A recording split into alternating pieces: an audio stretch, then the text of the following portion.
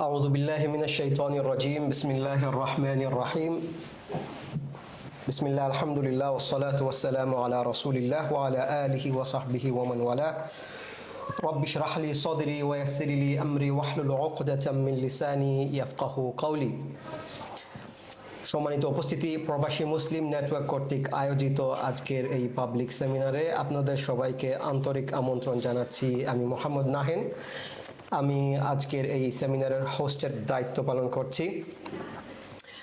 I can also see there are some English-speaking audience on the floor. I can assure you that our speakers are well-versed in English as well. My sort of introduction will be in Bangla, but in terms of the talks, I would leave it to our speakers whether they want to choose to speak in Bangla or English, inshallah. But definitely during the Q&A session, you are welcome to ask your question in English or make a comment in English, and inshallah our speakers will address it in English as well. Jazakumullah khairan.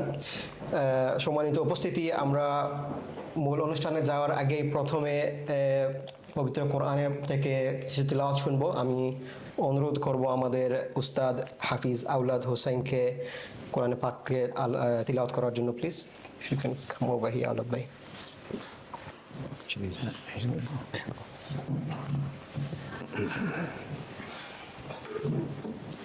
السلام عليكم ورحمة الله وبركاته.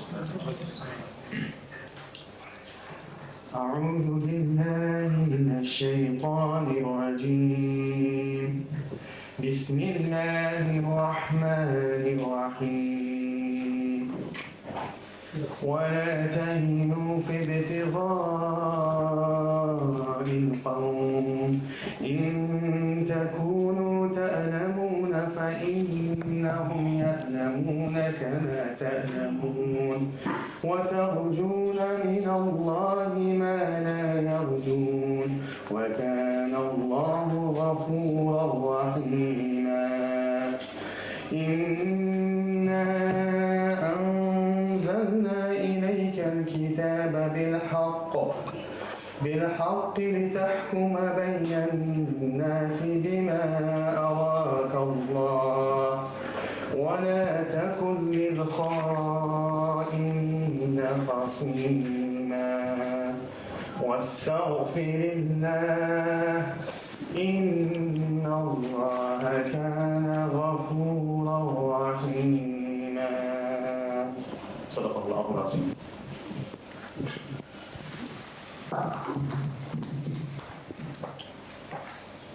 জাযাকাল্লাহু খাইরান উস্তাদ আওলাদ আবু তাকওয়াকে ওনার সুমধুর কণ্ঠে আমাদের সামনে কোরআন পাঠ করার জন্য। বিসমিল্লাহির রহমানির রহিম। আসসালামু আলাইকুম রহমতুল্লাহি বারাকাতু। সম্মানিত উপস্থিতি, আপনাদের সবাইকে আবার আমন্ত্রণ এবং ধন্যবাদ জানাচ্ছি আমাদের আজকের গুরুত্বপূর্ণ আলোচনায় আমাদের সাথে অংশগ্রহণ করার জন্য।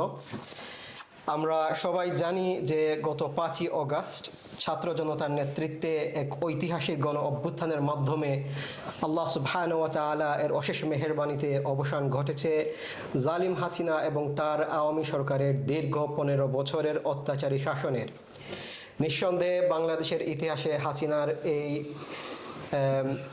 হাসিনার এই ফিরাউনি শাসন আমল ছিল এক কালো অধ্যায়। নিঃসন্দেহে হাসিনার এই আকস্মিক পতনের মধ্যে উম্মাহ হিসেবে আমাদের জন্য রয়েছে অনেক কিছু শিক্ষা নেয়ার। কারণ এই পতন এবং এই বিজয় এসেছে এমন এক সময়ে এবং এমন একভাবে যা ছিল জালিম এবং মজলুম উভয়ের কল্পনাতীত। নিঃসন্দেহে জালিমের বিরুদ্ধে রুখে দাঁড়ানো ছাত্র জনতার এই গণ অভ্যুত্থান ছিল দুঃসাহসী ও আপসহীন। এই বিজয় এসেছে অনেক ত্যাগ, তিতিক্ষা এবং শহীদদের বিনিময়ে। জালিমের এই অপশাসন থেকে জাতিকে মুক্ত করতে আল্লাহর রাস্তায় যারা প্রাণ বিসর্জন দিয়েছেন সেই সব আবু সাঈদদের আত্মার মাগফিরাত কামনা করছি এবং দোয়া করি আল্লাহ সুবহানাহু ওয়া তাআলা যেন তাদের সবাইকে শহীদের মর্যাদায় অধিষ্ঠিত করেন। তারই সাথে বাংলাদেশের এই মুহূর্তে বন্যা কবলিত সকল মানুষের জন্য আল্লাহর কাছে প্রার্থনা, আল্লাহ যেন শীঘ্রই তাদের কষ্ট লাঘব করে দেন এবং তার ক্ষয়ক্ষতির বিনিময়ে উত্তম জাযা প্রদান করেন। সম্মানিত উপস্থিতি, এই যে আন্দোলন ঘটে গেল, এই আন্দোলনের সাফল্যে বাংলাদেশের জনগণ আজ আনন্দে অভিভূত। দেশ ও বিদেশে অবস্থানরত সকল মুসলিম জনতা ছাত্রদের এই স্বার্থহীন কঠোর পরিশ্রম এবং আত্মোৎসর্গের জন্য কৃতজ্ঞ। হাসিনার 15 বছরের শ্বাসরুদ্ধকর শাসনের পর সাধারণ জনগণ অবশেষে আবারও শান্তিতে নিঃশ্বাস নিতে পারছে। অনেকে এই ঘটনাকে জাতির দ্বিতীয় স্বাধীনতা বলে আখ্যায়িত করেছেন। আশ্চর্যজনক হলেও সত্য যে এই গণ অভ্যুত্থানের ইতিবাচক প্রভাব পাকিস্তান থেকে প্যালেস্টাইন সহ পুরো মুসলিম উম্মার মধ্যে লক্ষ্য করা গিয়েছে। অন্যান্য রাষ্ট্রের মজলুম জনতাও এই আন্দোলন থেকে উৎসাহিত হয়ে তাদের নিজ দেশেও একই ধরনের গণ অভ্যুত্থানের চেষ্টা করতেও আমরা দেখেছি। স্বৈরাচারী হাসিনার পতনে জনগণ আজ আনন্দিত এবং ভবিষ্যতের জন্য আশাবাদী। তারা স্বপ্ন দেখছে একটি নতুন বাংলাদেশের, যেখানে থাকবে না নিপীড়ন, থাকবে না দুর্নীতি। তারা আশা করছে একটি বাংলাদেশের যেখানে থাকবে ন্যায় বিচার, সমতা, অর্থনৈতিক সমৃদ্ধি, থাকবে মানব জীবন এবং সম্পত্তির নিরাপত্তা, এবং থাকবে একটি জবাবদিহিমূলক সরকার। তবে এই নব অর্জিত আনন্দের মধ্যে রয়েছে কিছু ভয় ও শঙ্কা। এই কষ্টার্জিত স্বাধীনতা কি আমরা রক্ষা করতে পারবো, নাকি আরেকটি স্বার্থান্বেষী ক্ষমতালোভী শক্তি এই অর্জনকে ছিনতাই করে এক স্বৈরাচারের জায়গায় অন্য এক স্বৈরাচারকে ভিন্ন রূপে নিয়ে এসে একই অপশাসনের পুনরাবৃত্তি ঘটাবে? আমরা কি একটি স্বয়ংসম্পূর্ণ জাতি হিসেবে নিজেদেরকে গড়ে তুলতে পারবো, যা উপনিবেশবাদী ও বিদেশি শক্তির প্রভাব থেকে মুক্ত থাকবে? জাতি হিসেবে আমাদের রয়েছে আরও কিছু মৌলিক প্রশ্ন। বাংলাদেশের নতুন রাষ্ট্র কাঠামো এবং ব্যবস্থা কি হবে? কে দেবে নেতৃত্ব এই নতুন রাষ্ট্রের? নতুন বাংলাদেশের রূপরেখা কেমন হবে? কেমন হওয়া উচিত আমাদের এই নতুন বাংলাদেশ? এইসব প্রশ্নের উত্তর খুঁজতে এবং বিশ্লেষণ করতে প্রবাসী মুসলিম নেটওয়ার্ক আয়োজন করেছে আজকের এই আলোচনা সভার, যার শিরোনাম আমরা দিয়েছি একটি স্বনির্ভর নতুন বাংলাদেশের রূপরেখা। আমার সাথে আলোচনায় আছেন আরও দুজন সম্মানিত অতিথি। আমার ডানে রয়েছেন আমাদের কমিউনিটির পরিচিত মুখ, রাজনীতিবিদ এবং খতিব লিয়াকত সরকার, এবং আমার বামে রয়েছেন বাংলাদেশ সুপ্রিম কোর্ট বারের সদস্য ও ইসলামী রাজনৈতিক চিন্তাবিদ ব্যারিস্টার রেজাউল করিম। মূল অনুষ্ঠানে যাওয়ার আগে আমি আপনাদেরকে জানিয়ে দিতে চাই আজকের প্রোগ্রামের সূচি। প্রথমেই আমরা আমাদের সম্মানিত অতিথি মহোদয়ের কাছ থেকে দুটি প্রেজেন্টেশন শুনব। প্রতিটি প্রেজেন্টেশন 15 থেকে 20 মিনিটের মধ্যে হবে। প্রেজেন্টেশনের পর আমরা আমাদের প্যানেলিস্টদের সাথে খোলা প্রশ্ন উত্তর পর্বে যাব। আমি আমাদের প্যানেলিস্টদেরকে অনুরোধ করব তাদের প্রেজেন্টেশন যেন 15 থেকে 20 মিনিটের মধ্যেই সীমাবদ্ধ রাখেন, যাতে আমরা আমাদের অডিয়েন্সদেরকে পর্যাপ্ত সময় দিতে পারি কোয়েশ্চেন এবং আনসার সেশনের জন্য। আমাদের ইশার জামাত হচ্ছে মার্কাজি মসজিদ, যেটা আমাদের ক্লোজেস্ট মসজিদ, এখান থেকে 9:45-এ। সো ইনশাআল্লাহ দেখি আমরা এর ভিতরে শেষ করতে পারি কিনা আমাদের অনুষ্ঠান। তো কথা না বাড়িয়ে চলুন আমাদের আলোচনা শুরু করি। প্রথমে আমি আমন্ত্রণ করব খতিব লিয়াকত সরকারকে আমাদের সামনে তার বক্তব্য শেয়ার করার জন্য। জনাব লিয়াকত সরকার, ওনার বক্তব্যের বিষয় হচ্ছে অপশাসনের চক্র থেকে মুক্তির একমাত্র উপায় ইসলামী রাষ্ট্র ব্যবস্থা। His top topic for today's presentation is only Islam can liberate Bangladesh from the cycle of tyranny. Janab Liaquat Sarkar, when you're ready, please, inshallah. أعوذ بالله من الشيطان الرجيم بسم الله الرحمن الرحيم السلام عليكم ورحمة الله وبركاته أعوذ بالله من الشيطان الرجيم بسم الله الرحمن الرحيم قل اللهم مالك الملك تؤتي الملك من تشاء وتنزع الملك ممن تشاء وتعز من تشاء وتذل من تشاء بيدك الخير إنك على كل شيء قدير. وبعد it is Allah subhanahu wa ta'ala who gives authority, who takes authority, who places us in honor and who disgraces us. Indeed, Allah subhanahu wa ta'ala is above, His Almighty is above everything. So the talk, maybe I'll put in Bengali for both Bengali and English, so brothers, those who are non-Bengali spoken, that, so inshallah you can also at least understand what we are going to talk about, or talking about. The topic itself is self-explanatory. Only Islam can liberate Bangladesh from the cycle of tyranny. My dear brothers, liberation. Look, this is, we all know this is linked with the, an ideology that can free entire mankind. And the liberation does not really link with the human being servants of human being. That's very clear on that. Any essay, any dissertation, any documents we produce or would write, we always link that to the reference, the source that we take it from. That a country, a nation, 53 years been ruling by a system, and if we cannot identify its reference point, its source, where this nation got the idea from, how to rule them, that's something we need to think about. The students, made a revolution against the Hasina regime. Virtually everybody thought, look, it is impossible to remove her, 16 years. She had initialized, entire organs of the government, military, RAB, police, BDR, BZB, you name it. It has become army mouthpiece, and indeed we have seen that 16 years what happened. People could not even take to the street for their basic rights demand. They couldn't do it. And many tried. For example, Hafaz Islam 2013, blood has been shed. Many hundred people have been, killed, slaughtered. More than 160,000 live ammunition were thrown at them at that night, from 5th May to 6th of May. You're talking about when the Jamaat Islam, you're talking about when the Maulana Sayyid Rahmanullah's verdict was given. Hundreds of Shibir and Jamaat Islam brothers have been slaughtered and killed, and it was policy to shoot at sight. That was policy. And I saw a gentleman was running in somewhere, I think in North, and I just went there for some reason. In the middle of the crowd, he was running fast. And I stopped him. He was a bearded man. Brother, I said, you're running like Bangladesh. He said, why did you say that? He said, people in Bangladesh, they don't run for themselves. Nobody cares about nobody because of the fear of the government. The gentleman was just new to this country. He said, how did you know that? In fact, that is the situation in Bangladesh. Nobody could not take to the street. BNP was completely demolished by this 15 years' time.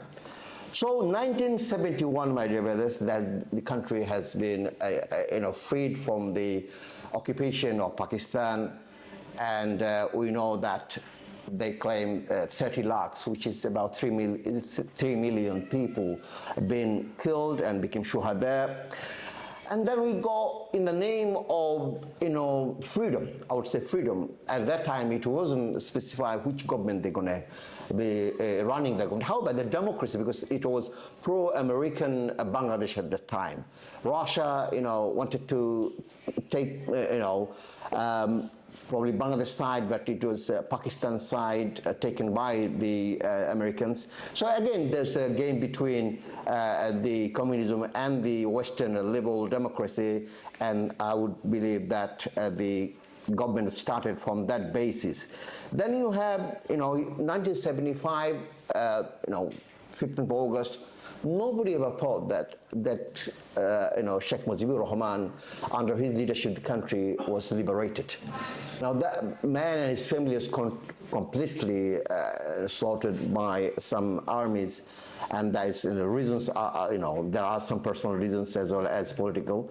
We're not going to that. We're saying what's happening in that 53 years that military coup took place, and the country was run, election was given, and then you came after that, 1980, President Ziaur Rahman died, and was killed rather, and then you have General Ershad took the power, as he was known as the first ever declared tyrant in Bangladesh history. That still he died with that title, the tyrant Ershad, President Ershad. So my simple presentation would be: the students took to the street. They now named it Second Liberation, simply because they freed the country from the grief of the fascist regime, Sheikh Hasina. She basically did not allow anything happen. I just was surprised. Last night saw an actor, Ilyas Kansun, he was taken to the Aina Gora. So I didn't know that. He never expressed it. He never declared that he was taken the Aina Gora. So the ferocity, the oppression, the tyranny are clear. But what are you going to do with the facts and figures? It's happening in the last 53 years. So again, the students who flee the country without referring rather to the system that they have been oppressed under. They've done the brilliant thing. They are courageous. They took the real toll, even the death of nearly 1,000 students, fresh blood. These are 16 to 24 years youths been killed by Sheikh Hasina and her enforcement authority, and the corruption is unprecedented. You're talking about corruption. They talk about you can build around 35 Podda bridges. I don't know, 7,000 crore taka was spent, or more than that maybe. You can do 30 or more than 350 satellite. The amount of money has been taken away from Bangladesh. So this is a level of corruption. Just one person, the advisor, chief advisor, the business advisor of Sheikh Hasina, Salman F. Rahman, he has a loan of 29,000 crore from just one bank. Just from one bank, 29,000 crore. So what we are going to talk about this magnitude of corruption, and that has been last 53 years. So again, so reference is that is the system that started from the day one. Is it day one? No, they actually inherited from 1947. Is it 1947? No, they actually went back 200 years. The English Raj that they run the country, reigned over the Indian subcontinent. That colonialism system, that we just change the geography, border, and the people, same system remained in place. And even now, that continued, although we should not underestimate and undermine the blood of our students that they removed this Sheikh Hasina government. So my dear brothers and sisters, brothers, the linking to their source. It is said that when in our studies, regular talk, regular something, statistics, we go for the source and reference. And I'm telling them and you brothers, it is the only reference for our ruling system, Western, liberal democratic system that evolved from the Western capitalist system. And the founding, primary and founding pillar of that system is secularism. There is no doubt about it. There is no ambiguity about that. Exiling the God, the Creator, Allah subhanahu wa ta'ala, from the affairs of the human being. For us as a Muslim, for a ruling system, for us as a Muslim, for ruling system, I would like to repeat again, for us as a Muslim, our reference point is the Quran and Sunnah. Our reference point is our Aqeedah and Iman in this matter. What the country should be ruled by. And Ustad Aulad, he was reciting the Surah An-Nisa, verse number 105.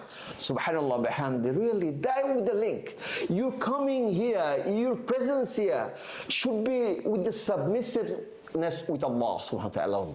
And from that perspective, we should see our reality, we should see the narratives of our movements, what's happening, we should see also in a result of any life being sacrificed, from any revolution, from any movement. As Muslim, we must look into that. And we know many ayah about the ruling, وَمَنْ لَمْ يَحْكُمْ بِمَا أَنزَلَ اللَّهُ فَأُولَٰئِكَ هُمُ الْكَافِرُونَ فَأُولَٰئِكَ هُمُ الظَّالِمُونَ فَأُولَٰئِكَ هُمُ الْفَاسِقُونَ. Surah Al-Ma'idah 45 to 46. Allahu Akbar. I just want to, again repeat this ayah. Listen to this ayah of Allah subhanahu wa ta'ala. When Allah subhanahu wa ta'ala says, إِنَّا أَنزَلْنَا إِلَيْكَ الْكِتَابَ بِالْحَقِّ لِتَحْكُمَ بَيْنَ النَّاسِ. Indeed, O Rasul sallallahu alayhi wasallam, I have revealed this book, Kitab bil-Haqq, with the truth. Why? Why? لِتَحْكُمَ بَيْنَ النَّاسِ. To rule people, to rule the nation. By the nas bima arak Allah, what Allah has taught you. Now, brothers and sisters, and the brothers and the seniors, ask yourself, it is the reference point for the ruling that's been going on 53 years that Allah taught them to rule us by. Allah taught Rasulullah sallallahu alayhi wasallam to rule bima arak Allah. That the last part of the ayah of Allah subhanahu wa ta'ala is the even more stark warning carries that وَلَا تَقُلْ لِلْخَائِنِينَ خَصِيمًا.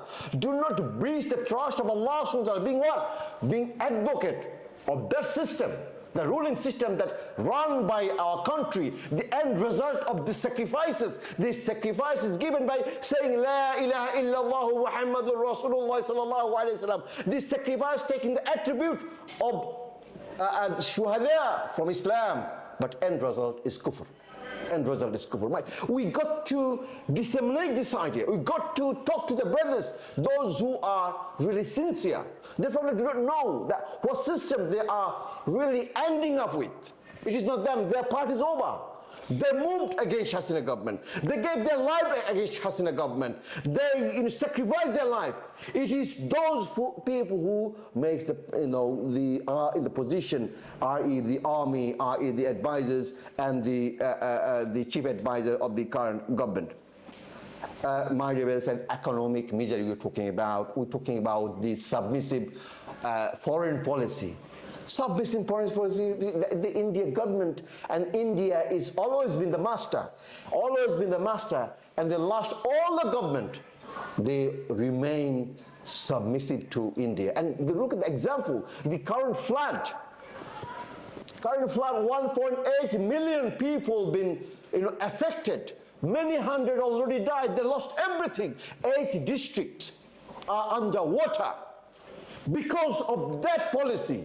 The foreign policy. Islam says, وَلَا يَجْعَلُ اللَّهُ لِلْكَافِرِينَ عَلَى الْمُؤْمِنِينَ سَبِيلًا. Allah will never allow Muslims to surrender to the country or any nation, mushrikun, khasatan, especially mushrikun in their foreign policy.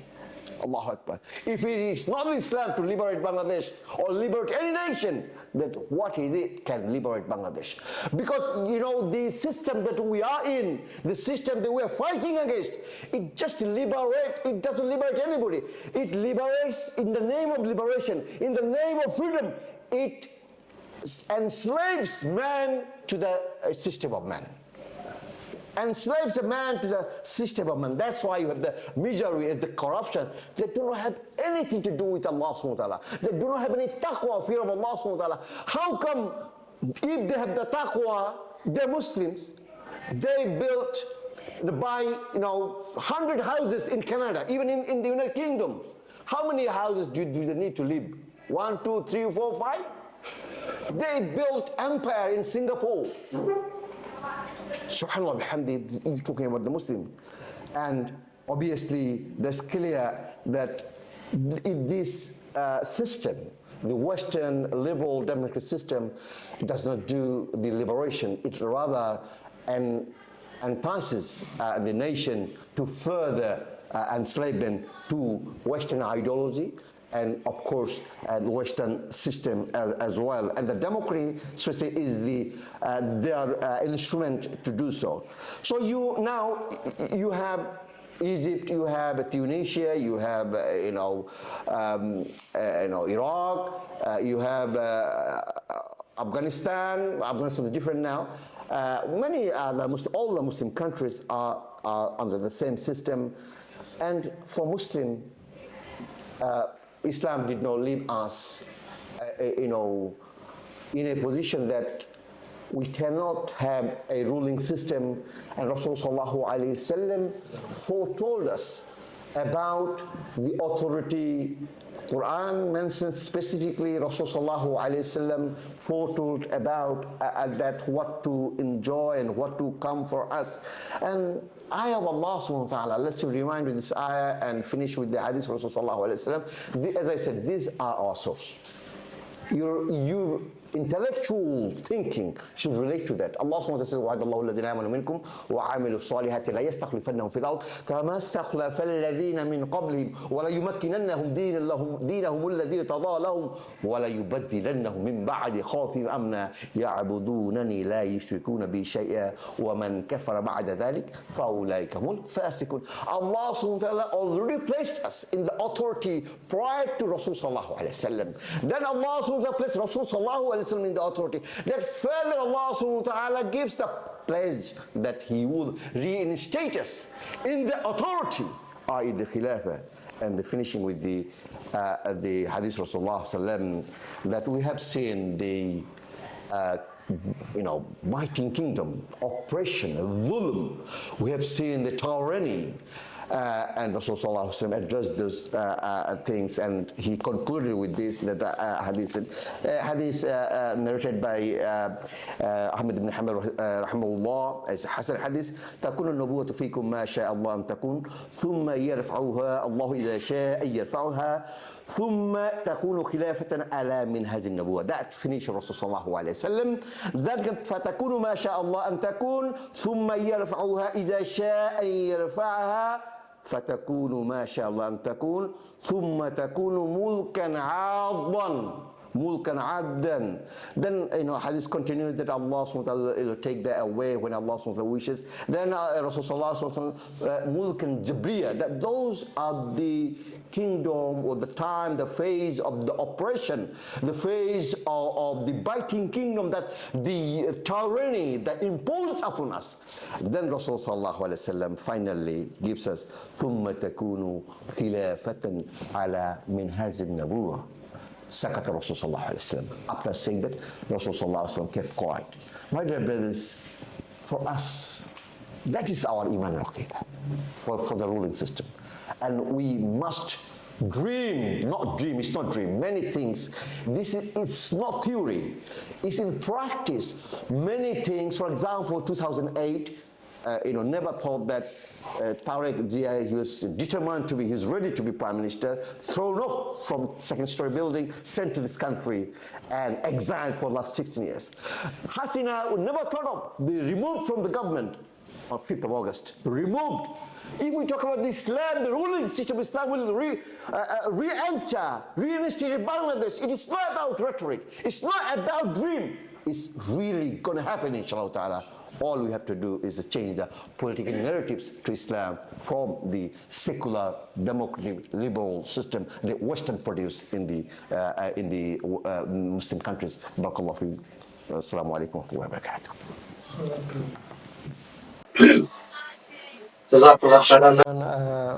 খতিব লিয়াকত সরকারকে ওনার তথ্যবহুল বক্তব্য আমাদের সামনে তুলে ধরার জন্য। ওনার বক্তব্য থেকে আমরা পরিষ্কারভাবে বুঝলাম রাসূলুল্লাহ সাল্লাল্লাহু আলাইহি ওয়াসাল্লামের ভবিষ্যৎবাণী। হাদিসের মধ্যে রাসূলুল্লাহ সাল্লাল্লাহু আলাইহি ওয়াসাল্লাম বলেছেন যে তারপর একটা লম্বা সময় ধরে চলবে জালিমের শাসন, আর এই জালিমের শাসনের অবসান ঘটাতে আবার নবুয়তের আদলে আসবে খিলাফত। সো এই হাদিস থেকে আমাদের খতিব আমাদেরকে ক্লিয়ারলি বোঝালেন যে যদি জালিমের শাসনের অবসান করতে হয়, তার সেটাকে পরিবর্তন করতে গেলে একমাত্র খিলাফতই আনতে হবে। খিলাফত ছাড়া জালিমের শাসনের অবসান ঘটবে না। এই পর্যায়ে আমি আমন্ত্রণ জানাবো আমার দ্বিতীয় বক্তা ব্যারিস্টার রেজাউল করিমকে ওনার বক্তব্য সামনে তুলে ধরার জন্য। Ridha bhai, can you change the mic to the other speaker, please? Jazakallah khairan. Barrister Rezaul Karim, he spent quite a bit of time in Bangladesh, was involved in Dawah as well. He is a Islamic thinker and politician. He spent many years in the UK and he was also involved in Dawah. He is a member of the Supreme Court bar in Bangladesh. So he is well equipped with the politics of Bangladesh and the political culture of Bangladesh. So inshallah, he will present to us, his topic is, let me just quickly take a look, how Islam will transform Bangladesh into a leading nation on earth. ওনার বক্তব্যের বিষয় হচ্ছে যেভাবে ইসলাম বাংলাদেশকে বিশ্বের শীর্ষস্থানীয় জাতিতে পরিণত করবে ইনশাআল্লাহ. So Vice Rizal Karim Bhai, when you're ready, please. One is enough. Okay. This is a bit too far. Assalamu alaikum wa rahmatullah. Bismillah, alhamdulillah, wassalatu salamu ala rasulillah. I'll be talking in Bangla because of this video clip will be, some of the Bengali audience will be watching this video. Inshallah, in Q&A session, if you have any question in English, we will deal with that. Inshallah. আজকে আমার যে বক্তব্যের বিষয়বস্তু, যে ইসলাম কিভাবে বাংলাদেশকে একটি জাতিতে পরিণত করবে। গত 5ই আগস্টে শেখ হাসিনার যে পতনটা হলো, এই পতনটা শুধুমাত্র একটা নেতা বা একটা নেত্রীর পতন না, বা শুধুমাত্র একটা রাজনৈতিক দল আওয়ামী লীগের পতন না। এই পতনটা একটি শাসন ব্যবস্থা, যে সেকুলার গণতান্ত্রিক শাসন ব্যবস্থা আমাদের দেশে দীর্ঘদিন ধরে চলে আসতেছে, সেটার একটা পতনের হয়েছে বলে অনেকে মনে করছে। কারণ আন্দোলনকারী যে ছাত্র জনতা, তারা আর কোনো অবস্থাতেই সেই পুরাতন ব্যবস্থায় ফিরে যেতে চায় না। তো একটা নতুন ব্যবস্থার দিকে তারা যেতে চায়, কেননা পুরাতন ব্যবস্থাটা ছিল স্বৈরাচার তৈরির কারখানা। এখানে যতগুলো আমাদের দেশের প্রতিষ্ঠিত মেইন স্ট্রিমের যে রাজনৈতিক দলগুলো রয়েছে, প্রচলিত গণতান্ত্রিক ব্যবস্থা, গণতান্ত্রিক রাজনৈতিক দলগুলো, বিএনপি, জামাতে ইসলামী, জাতীয় পার্টি সহ অন্যান্যরা, এরা সবাই কিন্তু বিভিন্ন জোটের আন্ডারে ক্ষমতায় ছিল এবং তারা সবাই বাংলাদেশকে আসলে কিছুই উপহার দিতে পারেনি। প্রত্যেকবারই আমরা এই স্বৈরাচারের ব্যবস্থাটা দেখেছি, শুধু গত 15 বছরের নয়, দীর্ঘ স্বাধীনতার পর থেকে এটা, এমনকি চিন্তা করলে পাকিস্তান আমলেও একই রকম ব্যবস্থাটাই ছিল। সো আমাদের দেশের দুর্নীতি, আমাদের দেশে স্বেচ্ছাচারিতা, আমাদের দেশের বিচারহীনতা এবং বিদেশি রাজনৈতিক হস্তক্ষেপ, এগুলো খুব কমন ফ্যাক্টর ছিল এই পলিটিক্যাল সিস্টেমের আন্ডারে। সুতরাং এখন এত রক্তের বিনিময়ে, এত ত্যাগের বিনিময়ে যে নতুন বাংলাদেশ আমরা পেয়েছি, সেই বাংলাদেশে আমরা কোনো অবস্থাতেই সেই আগের ব্যবস্থাতে ফিরে যেতে চাই না। তাহলে আমরা কি ব্যবস্থায় যাব? এই প্রেক্ষাপটে বাংলাদেশে শুধু না, বাংলাদেশের বাইরেও, শুধু বাংলাদেশিদের মধ্যে না, নন বাংলাদেশি, মুসলিম অমুসলিম সবার মধ্যে কিন্তু একটা আলোচনা উঠেছে যে আমরা তাহলে কোন ব্যবস্থার দিকে যাব। এবং ইসলাম একটা এখানে বড় ফ্যাক্টর। যেহেতু আমরা আন্দোলনের দিকেও যদি তাকাই এবং আন্দোলন পরবর্তীতে এই মানুষগুলোর যদি আমরা বিভিন্ন স্লোগান, তাদের যে বক্তব্য, রাইটিংস, আমরা এখানে একটা ইসলামের সুস্পষ্ট ধারণা পাই যে মানুষ, ইসলামের প্রতি মানুষের আগ্রহ রয়েছে। কিন্তু ইসলামিক ব্যবস্থাটা কি হবে, তার রূপরেখা কি হবে এবং এটা আমাদেরকে কোথায় নিয়ে যেতে পারে, এটা নিয়ে এখন আলোচনা চলছে। সেই প্রেক্ষাপটে আমি মনে করি যে আমাদের এই আজকের যে বিষয়বস্তু, যে ইসলাম কিভাবে বাংলাদেশকে একটি শক্তিশালী নেতৃত্বশীল জাতিতে পরিণত করতে পারবে, এই রূপরেখাটা বোঝা আমাদের জন্য খুবই জরুরি। যে কোনো জাতিকে যদি একটি শক্তিশালী নেতৃত্বশীল জাতিতে পরিণত হতে হয়, তাহলে তাদের, আমি মনে করি, 4টা বৈশিষ্ট্য থাকা দরকার, 4টা গুণ তাদের মধ্যে থাকতে হবে। একটা হচ্ছে ঐক্য, দ্বিতীয়ত হচ্ছে অর্থনৈতিক সমৃদ্ধি, তৃতীয়ত হচ্ছে সেখানে ন্যায় বিচার, এবং চতুর্থ হচ্ছে সেই জাতির রাজনৈতিক আকাঙ্ক্ষা থাকতে হবে, পলিটিক্যাল ভিশন থাকতে হবে। আরও অনেক কিছু থাকতে পারে, আমি আমার বক্তব্যে এই 4টা বিষয়ের উপরে আলোকপাত করবো ইনশাআল্লাহ। তো ঐক্যের কথা যদি আমরা বলি, যদি ঐক্যবদ্ধ না হতে পারে তাহলে পৃথিবীর হিস্ট্রিতে দেখেছি কোনো জাতি আসলে এগিয়ে যেতে পারে না। কিন্তু আনফর্চুনেটলি এই সেকুলারিজম যেটা শাসন ব্যবস্থা আমাদেরকে এতদিন শাসন করেছে, এটা আমাদেরকে কোনো একটা ঐক্যে আবদ্ধ করতে পারেনি। পাকিস্তান সৃষ্টির আগে তখন একটা প্রশ্ন ছিল যে আমরা কি পূর্ব পাকিস্তানি, পাকিস্তান সৃষ্টির পরে বাংলাদেশের আগে প্রশ্ন ছিল আমরা কি পূর্ব পাকিস্তানি নাকি আমরা বাঙালি। এরপর যখন বাংলাদেশ হলো কথা আসলো আমরা বাঙালি না আমরা বাংলাদেশি। এরপরে আবার প্রশ্ন আসলো এক পক্ষ রাজাকার আর এক পক্ষ মুক্তিযুদ্ধের পক্ষে। আবার প্রশ্ন আসছে যে এরা ভারতের দালাল ওরা পাকিস্তানের দালাল, মার্কিনপন্থী না চায়নাপন্থী। যে এত রকমের বিভাজন, এই বিভাজন নিয়ে কোনো জাতি আসলে সামনের দিকে এগিয়ে যেতে পারে না। এই বিভাজন থেকে আমাদের বের হয়ে আসতে হবে। সুতরাং সেকুলারিজম আসলে এটা যেহেতু একটা পশ্চিমা ইউরোপিয়ান একটা আইডিয়া যে ধর্মকে রাষ্ট্র ব্যবস্থা থেকে বের করে দেওয়া, এই আইডিয়াটা আমাদের যে বিশ্বাস, আমাদের যে কালচার, এটার সাথে যায় না। শুধু মুসলিমদের জন্য নয়, বাংলাদেশে যে বসবাসরত হিন্দু, বৌদ্ধ, খ্রিস্টান তাদের ধর্ম বিশ্বাসের সাথেও কিন্তু এই সেকুলার আইডিয়াটা যায় না। সুতরাং এই সেকুলার আইডিয়াটা আমাদের মনের মধ্যে বসে যেতে পারে নাই, কখনো আমাদেরকে একটা ঐক্যের সূত্রে বাঁধতে পারে নাই, এটা বিভাজন রেখেছে। আর যে গণতান্ত্রিক রাজনৈতিক ব্যবস্থা, এই গণতান্ত্রিক পলিটিক্সটাই হচ্ছে একটা প্রতিহিংসার রাজনীতি। দেখবেন একটা দল আর একটা দলের প্রতি প্রতিহিংসা ছড়ায় এবং এটা হানাহানি সংঘাতের রাজনীতি। গণতান্ত্রিক ব্যবস্থাতে একটা রাজনৈতিক দল চায় যে আমি ক্ষমতায় যাব, যে কোনোভাবে হোক আমি ক্ষমতায় যাব, ক্ষমতায় যাওয়াই হচ্ছে তার মূল উদ্দেশ্য। সেটা ছলে বলে কৌশলে, বৈধভাবে হোক অবৈধভাবে হোক, নিজে না পারলে বিদেশিদের সাহায্য নিয়ে হোক, যে কোনোভাবে হোক সে ক্ষমতায় যেতে চায়। আর যারা ক্ষমতায় থাকে তারা ক্ষমতা ছাড়তে চায় না। কোনোভাবে হোক, অত্যাচার করে হোক, নির্যাতন করে হোক, পুলিশকে দলীয়করণ করে হোক, আর্মিকে ম্যানেজ করে হোক, মিডিয়াকে ম্যানেজ করে হোক, তারা ক্ষমতায় থাকতে চায়। সো এটা একটা প্রতিহিংসা রাজনীতি। সো ঐক্য যেটা আমাদের দরকার হবে, আমরা যদি জাতি হিসাবে এগিয়ে যেতে চাই, এই ঐক্য কখনোই আমরা সেকুলার গণতান্ত্রিক ব্যবস্থার মধ্যে থেকে পাবো না। এটার জন্য আমাদেরকে অবশ্যই ইসলামের কাছে ফিরে যেতে হবে। বিকজ ইসলামিক ব্যবস্থাতে আমরা দেখেছি যে রাসূল সাল্লাল্লাহু আলাইহি সাল্লাম যখন মদিনাতে আসলেন, সেখানে অনেকগুলো গোত্র, অনেক ধর্মের মানুষ ছিল এবং অনেক ধরনের বিশ্বাসের মানুষ ছিল, সবাইকে সেখানে কিন্তু ঐক্যবদ্ধ করা গেছে। সো ইসলামিক ব্যবস্থা আসলে যেহেতু আমাদের চিন্তা, আমাদের কালচার এটার সাথে যায়, সুতরাং এই ব্যবস্থা আমাদেরকে ঐক্যবদ্ধ করবে। আজকে দেখেন যখন বন্যা হয়েছে তখন মানুষ কিন্তু সেখানে ঝাঁপিয়ে পড়েছে। এই ঝাঁপিয়ে পড়াটা কিন্তু আমি বাঙালি এই জন্য ঝাঁপায় পড়ে নাই, এটার পিছনে সবার একটা ধর্ম বিশ্বাস রয়েছে।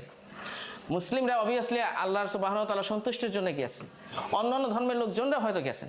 সুতরাং আপনি ধর্ম বিশ্বাসকে যদি রাজনীতি থেকে বের করে দেন, রাষ্ট্রীয় ব্যবস্থা থেকে বের করে দেন, আপনি মানুষকে নৈতিকতা শিখাবেন কি দিয়ে? আপনি মানুষকে ঐক্যবদ্ধ করবেন কিভাবে? সো এটা আমার প্রথম পয়েন্ট ছিল যে ঐক্যবদ্ধ হতে গেলে অবশ্যই আমাদেরকে ইসলামের কাছে ফিরে যেতে হবে। অ্যান্ড ইসলাম হিস্ট্রিক্যালি দেখিয়েছে যে কিভাবে একটা জাতিকে ঐক্যবদ্ধ করতে হয়, সেটা এখনো সম্ভব ইনশাআল্লাহ। দ্বিতীয়ত যে অর্থনৈতিক সমৃদ্ধি, বর্তমানে যে প্রচলিত ব্যবস্থাটা রয়েছে, পুঁজিবাদী একটা অর্থনৈতিক ব্যবস্থা আমাদের দেশে চালু আছে। এই ব্যবস্থাটাতে আমরা অনেক ধরনের উন্নয়নের গল্প শুনি, কিন্তু যদি আমরা বিশ্লেষণ করে দেখি যে উন্নয়নগুলো শুধুমাত্র কিছু একটা চোখ দেখানো, মন ভুলানো আর কি, দুই একটা ফ্লাইওভার, স্যাটেলাইট, কিন্তু মানুষের যে মূল সমস্যা, মানুষের যে মৌলিক চাহিদাগুলো পূরণ করার যে দায়িত্ব, এটা কিন্তু রাষ্ট্র নেয়নি। সুতরাং আমরা অনেক দেখেছি যে এত উন্নয়নের আড়ালে যে একটা মা তার বাচ্চাকে মাত্র 10,000 টাকার জন্য বিক্রি করে দিয়েছে, এই নিউজটা আমরা দেখেছি। আপনারা দেখেছেন একটা মেয়ের হাসপাতালে ফি দিতে পারছে না জন্যে তারা হাসপাতালে বারান্দাতে বাচ্চা প্রসব করেছে। এই রাষ্ট্রে, এই উন্নত রাষ্ট্রে একটা ছাত্র শুধুমাত্র দুবেলা ভাতের বিনিময়ে টিউশনি করানোর জন্য পোস্টারিং করেছে। বিশ্ববিদ্যালয়ের ছাত্ররা বেকারত্বের অভিশাপে হতাশ হয়ে আত্মহত্যা করেছে। এটা কোনোটাই কিন্তু গল্প না, এগুলো এই উন্নত বাংলাদেশের মানে সংবাদ আমি আপনাদেরকে তুলে ধরছি, আপনারা হয়তো জানেন। তো এই যে পরিস্থিতি, এটা কিন্তু এই পুঁজিবাদী অর্থনীতির একটা বড় ব্যর্থতা। বিকজ এখানে পুঁজিবাদী অর্থনীতি কি করেছে, শুধুমাত্র কিছু বিত্তশীল সমাজে যারা এলিট তাদেরকে লুক আফটার করেছে। সুতরাং দেখা গেছে যে পার ক্যাপিটা ইনকাম গত 15 বছরে 5 গুণের চেয়ে বেশি বেড়েছে, $500 থেকে $2700 হয়েছে, কিন্তু মানুষের যে মৌলিক যে চাহিদাগুলো সেগুলো পূরণ হচ্ছে না। তো এই ব্যবস্থা যদি আমাদের চলতে থাকে, সেখানে আমরা দেখি যে সরকার ইচ্ছামতো এখানে টাকা ছাপায় বাধাহীনভাবে, আর কমার্শিয়াল ব্যাংকগুলো ইচ্ছামতো লোন দেয়, এবং এগুলো কিন্তু সবই ওই বড় লোকদের পকেটে যায়। ফলে সমাজে একটা ইনফ্লেশন তৈরি হয়, যেহেতু টোটাল সাপ্লাই অফ মানিটা ইনক্রিজ করে, দ্রব্যমূল্য ইনফ্লেশন হয়, আর ইনফ্লেশনের যন্ত্রণাটা কিন্তু ভোগ করতে হয় প্রান্তিক সাধারণ মানুষদেরকে। তো এই ব্যবস্থা যতদিন পুঁজিবাদী ব্যবস্থাটা থাকবে ততদিন পর্যন্ত আমাদের দেশের অর্থনীতির পলিসিগুলো কিন্তু IMF, ওয়ার্ল্ড ব্যাংকের মতো এই ধরনের প্রতিষ্ঠান, যেগুলো আসলে পশ্চিমাদের একটি নব্য উপনিবেশিকতার হাতিয়ার, এদের দ্বারা নির্ধারিত হবে। তো তারা ঠিক করে দেবে আমাদের করের হার কেমন হবে, তারা ঠিক করে দেবে আমাদের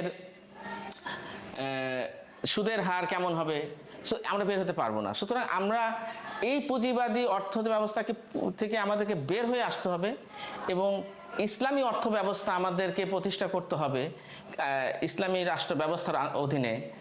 ইসলামী অর্থ ব্যবস্থার অনেকগুলো দিক রয়েছে, যেগুলো হয়তো সময় স্বল্পতার কারণে আমি আলোচনা করতে পারবো না। আমি জাস্ট কয়েকটা পয়েন্ট হাইলাইট করি কিভাবে এই সমস্যাগুলো সমাধান করবে। প্রথমত হচ্ছে, আসন্ন যে খেলাফত রাষ্ট্রের কথা আমরা বলছি, সেই রাষ্ট্রের যে সংবিধানের ধারাতে সুস্পষ্টভাবে বলা আছে যে রাষ্ট্রের প্রতিটি নাগরিকের মৌলিক সমস্যা সমাধানের দায়িত্ব নেবে। সেটা একটা সামষ্টিকভাবে দেখবে না, ইন্ডিভিজুয়ালি প্রত্যেকের দেখবে যে কোনো মানুষ যদি না খেয়ে থাকে তার দায় খলিফার উপরে গিয়ে পড়বে। এই খেলাফত রাষ্ট্রে ইসলামিক অর্থ ব্যবস্থা যখন থাকবে, তখন একটা স্বর্ণরৌপ্য ভিত্তিক মুদ্রানীতি চালু করা হবে, যার ফলে ইচ্ছামতো এখানে মানি সাপ্লাই বাড়বে না এবং ইনফ্লেশন হবে না। ইসলামিক অর্থনীতিতে যে পাবলিক ফাইন্যান্সের যে সোর্স, সেখানে জাকাত থাকবে, উরস থাকবে, খারাজ থাকবে, ফাই থাকবে এবং গনিমতে মাল থাকবে, এর বাইরে অন্য কোনো ভ্যাট, ট্যাক্স এগুলো থাকবে না। সুতরাং দ্রব্যমূল্য অবশ্যই নিচে নেমে আসবে, দ্রব্যমূল্যটা মানুষের সহনীয় মাত্রায় থাকবে। ইসলামিক ফাইন্যান্সে আমরা যত ধরনের সুদী ব্যাংকিং সিস্টেম রয়েছে এটাকে বিলুপ্ত ঘোষণা করব। সুতরাং পুঁজিপতি যারা রয়েছেন তাদের পুঁজিকে বিনিয়োগ করার জন্য তারা তখন স্কিলফুল হ্যান্ডকে খুঁজে নেবে, বিকজ পুঁজিকে তারা কোথায় রাখবে, পুঁজি রেখে তো আর সুদ পাচ্ছে না। এর ফলে সমাজে প্রচুর পরিমাণ ক্ষুদ্র এবং মাঝারি শিল্প প্রতিষ্ঠান গড়ে উঠবে, যার মধ্যে দিয়ে কর্মসংস্থান তৈরি হবে। কেন অর্থনীতির মূল কথা হচ্ছে যে সম্পদ যেন কিছু পুষ্টিমীয় হাতে পুঞ্জীভূত না থাকে, এটা যত বেশি সার্কুলেটেড হবে তত এর ভেলোসিটি তৈরি হবে। সুতরাং পুঁজিকে আমরা ঘুরাইতে হবে। আর ভারী শিল্পের দায়িত্বটা থাকবে রাষ্ট্র সমর ভিত্তিক ভারী শিল্প কারখানা গড়ে তুলবে, এবং যেখানে আমাদের দেশের শিক্ষিত ছেলেরা যারা আজকে ইউরোপ আমেরিকাতে পাড়ি জমায়, কেননা দেশে সেই পরিবেশ নাই, কেননা আমরা এই এত বছরের উন্নয়নের গল্প বললেও আমরা কিন্তু আসলে গার্মেন্টসে দর্জিগিরি করা ছাড়া আর বিদেশে মিডল ইস্টে গিয়ে কামলা বেচা ছাড়া আর কিন্তু কোনো উন্নয়ন নাই। সুতরাং আমাদের যে দক্ষ জনশক্তি, আমাদের যে প্রাকৃতিক সম্পদ রয়েছে, এগুলোকে ব্যবহার করার কোনো ভিশন বা কোনো পরিকল্পনা কিন্তু আমরা এই পুঁজিপতি ব্যবস্থাতে দেখি না। সুতরাং খেলাফত রাষ্ট্র সেটা করবে। দ্বিতীয়ত হচ্ছে ন্যায় বিচার প্রতিষ্ঠা করা। এটা খুবই গুরুত্বপূর্ণ, বিকজ ন্যায় বিচার যদি না থাকে, আমরা জানি হিস্ট্রিতে এবং আল্লাহ সুবহানাহু ওয়া তাআলা কোরআনে বলেছেন অনেক জাতিকে ধ্বংস করে দিয়েছে ন্যায় বিচার না থাকার কারণে। সুতরাং সমাজে ন্যায় বিচার প্রতিষ্ঠিত হতে হবে। এবং এখনকার যে বিচার ব্যবস্থা বাংলাদেশে, আমি একজন আইনজীবী হিসেবে বলতে পারি, এটা ব্রিটিশরা যে ব্যবস্থাটা রেখে গিয়েছিল, এবং তারা রেখেছিল কিন্তু উপনিবেশিক মানুষদেরকে শুধুমাত্র একটা সান্ত্বনা দেওয়ার জন্য, একটা নিয়ন্ত্রণ করার জন্য, কোনো বিচার মানে প্রতিষ্ঠা করার জন্য নয়, এবং এটা এত দীর্ঘসূত্রিতা, সাধারণ মানুষ মানে আদালতের দ্বারগোড়াতেই আসতে পারে না, আর যদি চলেও আসে তার বারান্দা দিয়ে চক্কর কাটতে কাটতে তার লাইফ শেষ হয়ে যায়, মামলা শেষ হয় না। তো মানুষ ক্রিমিনাল মামলাগুলোতে মানুষ তো 15 বছর 20 বছর পরেও একটা খুনের বিচার হয় না। যদি শেখ হাসিনার বাপের হয় তাহলে আলাদা কথা, কিন্তু সাধারণ মানুষ তো পাচ্ছে না বিচারগুলো। তো এই যে একটা অবস্থা, এই বিচার ব্যবস্থা, বিচারহীনতা থেকে আমাদের বের হয়ে আসতে হবে, কেন বিচারহীনতাই কিন্তু দুর্নীতির মূল কারণ। কেননা আপনি যদি 100 কোটি টাকা দুর্নীতি করেন আর 1 কোটি টাকা রেখে দেন যে এটা আমি কোর্ট কাছারি ম্যানেজ করার জন্য, এটা তো এনাফ নাকি? এর চেয়ে বেশি তো লাগে না। তো এই একটা সংস্কৃতি দাঁড়িয়ে গেছে বিচারহীনতার কারণে। বিচারহীনতার কারণে স্বেচ্ছাচারিতা তৈরি হয়। তো এখনকার যে বিচার ব্যবস্থা আছে, এটা প্রত্যেকটা পলিটিক্যাল পার্টি বাংলাদেশে এরা তাদের নিজেদের স্বার্থে ব্যবহার করেছে। আওয়ামী লীগের আমলে আমরা দেখেছি বিএনপি জামাতের নেতাকর্মীদের বিরুদ্ধে মামলার পাহাড়, তাদেরকে মিথ্যা মামলায় জুলুম করা হয়েছে। আবার উল্টোটাও দেখেছি বিএনপি জামাতের শাসনামলে আওয়ামী লীগ সহ সাধারণ মানুষের বিরুদ্ধে মামলার পাহাড়। সুতরাং এটা অলওয়েজ ম্যানিপুলেটেড হয়েছে, স্বাধীন বিচার ব্যবস্থা আমরা পাইনি।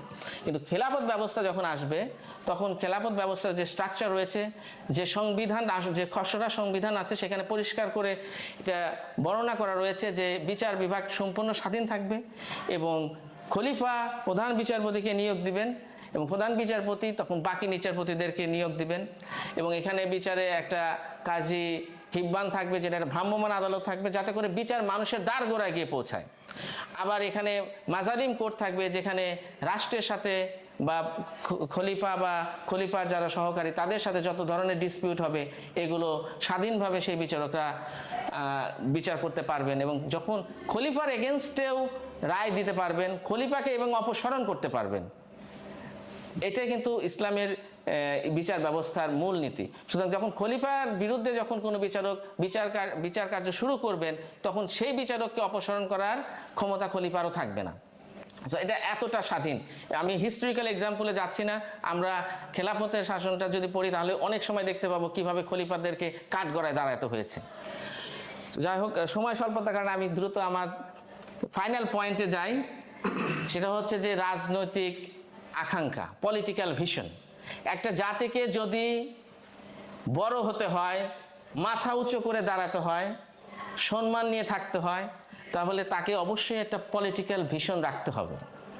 কারণ এখনকার যে পলিটিক্যাল, আমাদের যে পররাষ্ট্রনীতি বাংলাদেশের বর্তমান, যে সবার সাথে ফ্রেন্ডশিপ, কারোর সাথে no malice to anyone, friendship with everyone, এটা কোনো আসলে মানে জাতির একটা পলিটিক্যাল ফিলোসফি হতে পারে না।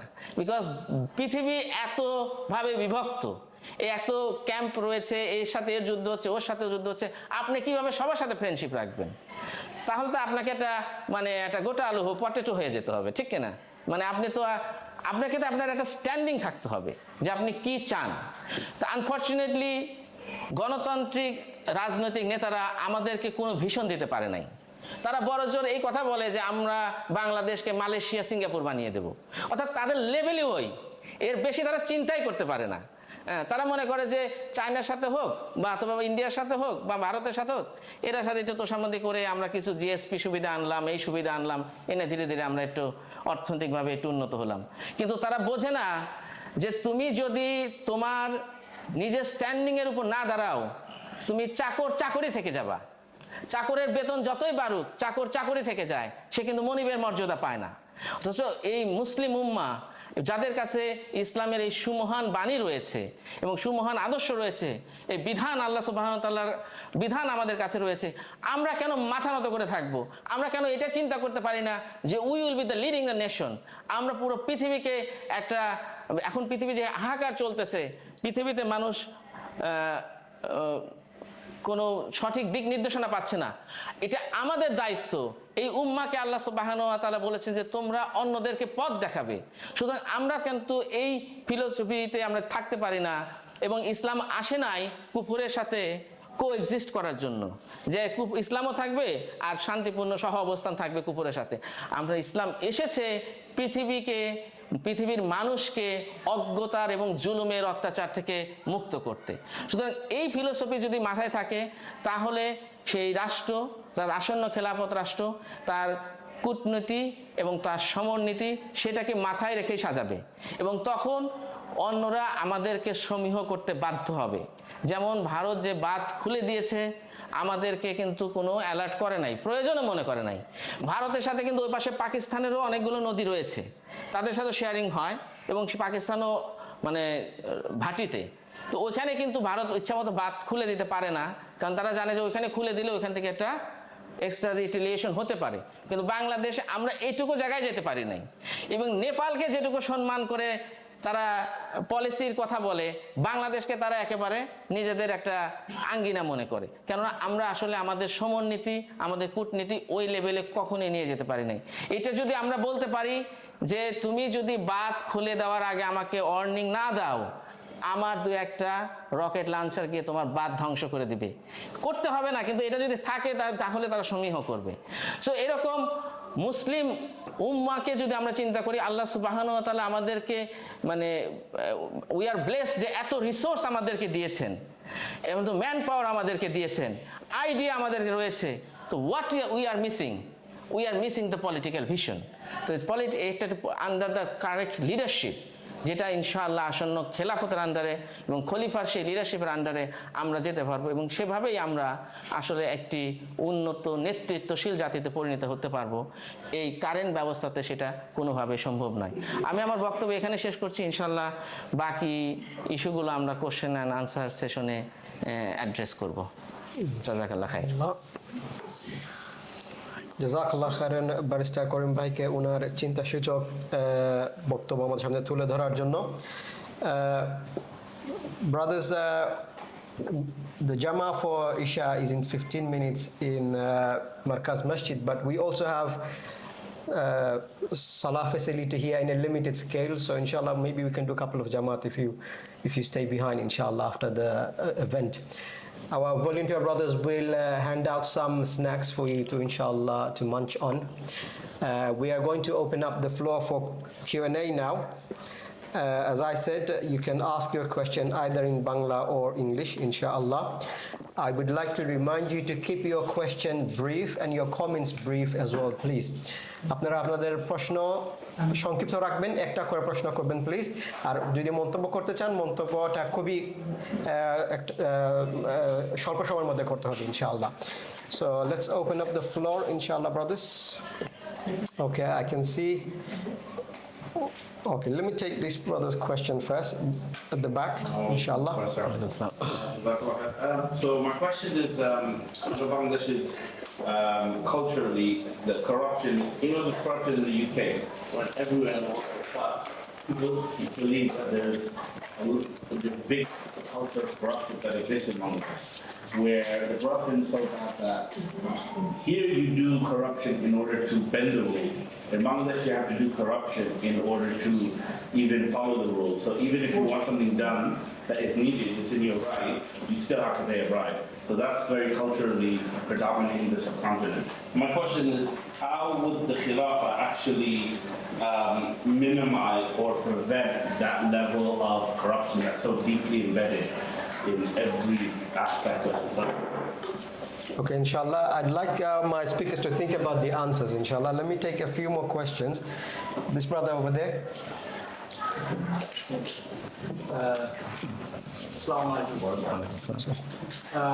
আপনারা জানেন যে আপনারা তো কথা বলতেছেন বাংলাদেশের প্রতিষ্ঠা ভালোভাবে বাংলাদেশ। আমার কোয়েশ্চেন আছে, যদি বাংলাদেশ খেলাফত প্রতিষ্ঠা, তাহলে ইসলামের একটা আইডিওলজি ছিল যে যদি আমি মদিনাতে চলে যাই তাহলে কুরাইশ আমার পিছনে আসবে এবং আমার ফাইটে প্রথমেই আপনার কুরাইশের সঙ্গে হবে। তো আমরা যদি খেলাফত বাংলাদেশে এস্টাবলিশ করি তাহলে ভারত প্রথমে আমাদের সঙ্গে যুদ্ধে লিপ্ত হবে। তো এরকম কি পরিকল্পনা আছে বাংলাদেশে যারা খেলাফত প্রতিষ্ঠা করার জন্য, যে রাজনীতি ইসলামী রাজনীতি আছেন তাদের পরিকল্পনা আছে যে পাকিস্তান, স্পেশালি পাকিস্তান, আফগানিস্তান, মায়ানমার কি বলে মালয়েশিয়া ইন্দোনেশিয়া এই যৌথভাবে 5টা দেশ মিলে যদি একটা দেশ বানিয়ে আমরা একটা খেলাফত গঠন করতে পারি, তাহলে ভারতের সঙ্গে আমাদেরকে এই যে যুদ্ধ প্রতিহত করা আমাদের সক্ষম হবে। এরকম কোনো ওকে, জাজাকাল্লাহ খাইরান। আমরা বুঝতে পারছি প্রশ্ন। খতিবুল হাফিজ, আপনি প্রশ্নটার উত্তর চিন্তা করেন ইনশাল্লাহ। আমি আরেকটা প্রশ্ন নিয়ে নেই এর আগে। ভাই এখানে হাত তুলছেন, হ্যাঁ প্লিজ। আমার প্রশ্ন কমেন্ট ওকে ইনশাল্লাহ। বেসিক্যালি এগুলো এই হাসিনার পতনের পর এই ভাবতেছিলাম যে কিভাবে এই ধরনের জালিম 15 বছর ধরে রুল করলো মানুষের উপর। বাট আমরা যদি দেখি যে মানে হাসিনা দীর্ঘ 15 বছর বিভিন্ন ন্যারেটিভ তৈরির মাধ্যমে, কারণ সে যখন নির্বাচিত হয়েছিল সে প্রচুরভাবে জনপ্রিয় ছিল, বিভিন্ন ন্যারেটিভ তৈরির মাধ্যমে সে টিকেছিল। প্রথমত সে আপনার স্বাধীনতা যুদ্ধের নেতৃত্ব দানকারী, তারপর আপনার ডেভেলপমেন্টের যে ন্যারেটিভ গুলো তৈরি করেছিল। আমি যেটা কমেন্ট করতে চাচ্ছি ওইটা হচ্ছে সে এই ধরনের জালিমরা যখন ন্যারেটিভ গুলো তৈরি করে এবং তাদের কর্তৃত্ব টিকিয়ে রাখে এইসব ন্যারেটিভের উপর ভিত্তি করে, সমাজের বিবেকবান মানুষরা এইসব ন্যারেটিভকে যখন চ্যালেঞ্জ করে না এবং আনচ্যালেঞ্জ যখন চলে যায়, তখন এই জুলুম দীর্ঘায়িত হয়। আজকে আমরা বসে যে কথাগুলো বলছি যে খিলাফত প্রতিষ্ঠিত করা এবং যে বাংলাদেশের খিলাফত ফিরিয়ে নিয়ে আসা, এই কথাগুলো যখন আমরা সমাজের বিবেকবান মানুষরা যখন এগুলো চারদিকে ছড়িয়ে দেওয়ার জন্য কথা বলি না, তখন স্বাভাবিকভাবে জুলুম আপনার সমাজে থেকে যায় এবং এটাই মানুষের উপর রুল করতে থাকে। সো যদি আমরা চাই যে জুলুম আমাদের উপর রুল না করুক এবং অন্য কোনো জালিম ফিরে না আসুক, তাহলে আমাদের উচিত অ্যাটলিস্ট যারা আমরা শুনি এই কথাগুলো এবং যারা আমরা বুঝতে পারি যে ইসলাম ভিন্ন অন্য কোনো উপায়ে আমাদের মুক্তির উপায় নেই, তাহলে আমাদের বারংবার চারদিকে এই কথাগুলো একইভাবে বলতে হবে যে আমরা ইসলাম চাই, আমরা ইসলাম চাই। যেরকম জালিমরা ন্যারেটিভ তৈরি করে বিভিন্ন, সেরকম আমাদের ন্যারেটিভ তৈরি করা উচিত যে আমরা ইসলাম দ্বারা শাসিত হচ্ছি। ওকে, জাজাকাল্লাহ খাইরান। ব্যারিস্টার করিম ভাই, ওই ভাই প্রশ্ন করেছেন করাপশন এবং ব্রাইব নিয়ে। If you could answer that question. Is unfortunately corruption is widespread in Bangladesh, but if you look at it, it's not a cultural issue. Corruption is not a cultural issue, because the same Bangladeshi people, when he comes to UK, he doesn't offer any bribe to anyone. And also, even in Bangladesh, when a person goes to buy his cattle for Qurbani, he doesn't want to, evade the tax. Rather, he stay on the queue to pay the tax. So it is, because it is a systematic issue, the secular system is imposed upon us, but we haven't wholeheartedly accepted it.